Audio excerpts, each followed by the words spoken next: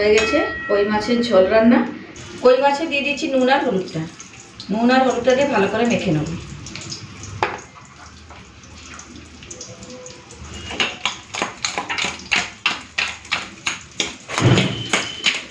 মাছটাই নুন হলুদটা দিয়ে ভালো করে মেখে নিয়েছি। তো কই মাছটা ভালো করে নুন আর হলুদটা মেখে নিলাম। চলুন এইদিকে আদা জিরে কাঁচা লঙ্কাটা বেটে নিয়েছি, তুলে নেব।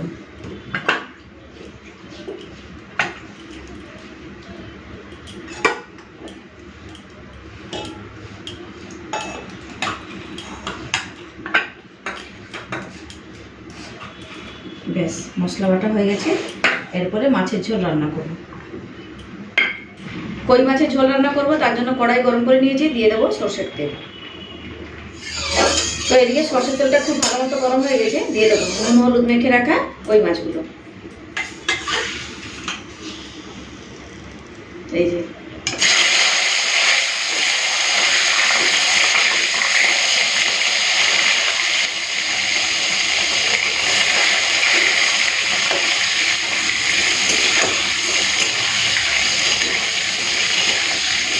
কই মাছগুলোকে তেলে ছাড়ার পরে না সঙ্গে সঙ্গে এগুলো উল্টে দিতে হবে, না হলে মুড়ে যাবে। চলো তেলে দিয়ে দিয়েছি, এরপরে ভালো করে লাল করে ভেজে নিই। প্রত্যেকটা কই মাছের ডিম ভর্তি। তো উল্টে পাল্টে কই মাছগুলোকে ভেজে নিয়েছি, তুলে নেব। এই দেখুন বড় বড় সাইজের মাছ, কেটে দিলে বলতে ভালো হতো। এই দেখুন কত বড় বড় মাছ।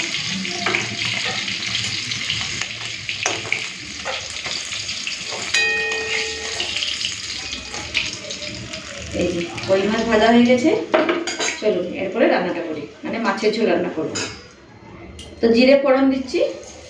জিরেটা একটু ভাজা ভাজা হলে কেটে রাখা আলুগুলো দিয়ে দেবো।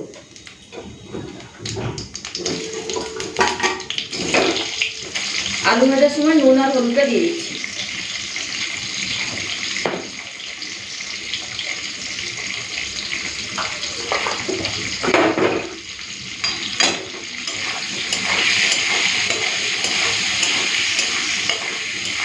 আলুটাকে লাল করে ভেজে নিই, তারপরে মশলা বাটাটা দেব। তো আলুটা লাল করে ভাজা ভাজা হয়ে গেছে। এই যে দেখুন পুরো লাল লাল করে ভেজেছি। এরপরে মশলা বাটাটা দিয়ে দেবো, আদা জিরে কাঁচা লঙ্কা বাটা। অল্প একটুখানি হলুদের গুঁড়ো দিলাম, একটুখানি দিচ্ছি কাশ্মীরি লঙ্কার গুঁড়ো, কালারটা ভালো আসবে। মশলাটাকে একটুখানি আলুর সাথে ভালো করে ভেজে নিই। খুব ভালো মতো ভেজে নিয়েছি মশলাটাকে আলুর সাথে। এরপরে দিয়ে দেবো টমেটো। একটা টমেটো কেটে নিয়েছি, দিয়ে দিলাম। অল্প একটুখানি চিনি দিচ্ছি, দেবো পরিমাণ মতো নুন, অল্প একটুখানি জল দিয়ে আর একবার মশলাটাকে খুব ভালো মতো কষে নেব। তো কই মাছের ঝোলের জন্য পুরো পারফেক্ট মশলা কষা হয়েছে। এই দেখুন তেলটাও ছেড়ে দিয়েছে, কালারটাও খুব সুন্দর হয়েছে। তো এই সময় আমি দিয়ে দেবো পরিমাণ মতো জল।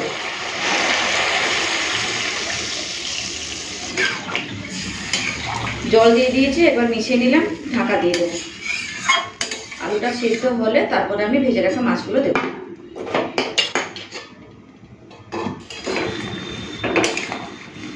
তো আলুগুলো সিদ্ধ হয়ে গেছে, এরপরে ভেজে রাখা মাছগুলো দিয়ে দেবো। যে দেখুন খুব ভালো মতো আলুগুলো সিদ্ধ হয়েছে, আর ফাটাফাটি একটা গন্ধ বেরিয়েছে মাছের ঝোলের। চলুন এখন দিয়ে দেবো ভেজে রাখা কই মাছগুলো।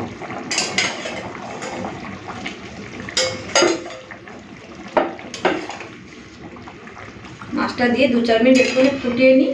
নামানোর আগে দিয়ে দেবো ধনেপাতা কুচি।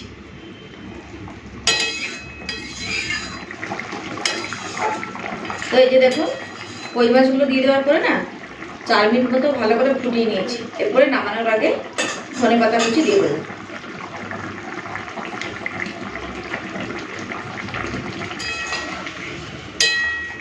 হয়ে গেছে কই মাছের ঝোল রান্না, ঢেলে নেব।